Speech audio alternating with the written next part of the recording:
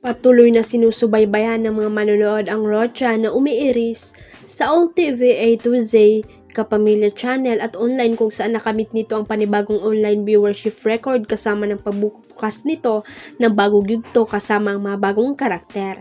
Nagtala ang Rocha noong January 27 ng all-time high record ng 620,186 peak concurrent online viewers o sabay-sabay na nanonood sa Kapamilya Online Live sa ABS-CBN Entertainment YouTube, ang most subscribe na YouTube media at entertainment channel sa Southeast Asia.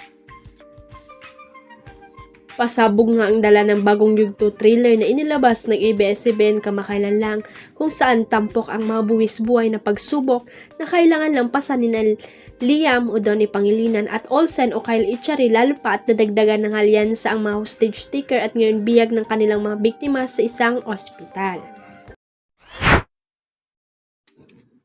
Magpapatuloy kay si Bini Juana Robles sa harap ng kamera.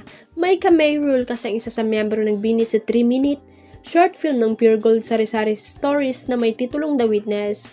Pinagpapatuloy ng Pure Gold ang pasasalamat nito sa may-ari ng Sari-Sari Store o maliliit na negosyante sa serya ng mga Sari-Sari Stories na pinakabago nitong video na nagtatampok ng special na cameo mula mismo kay Bini Juana.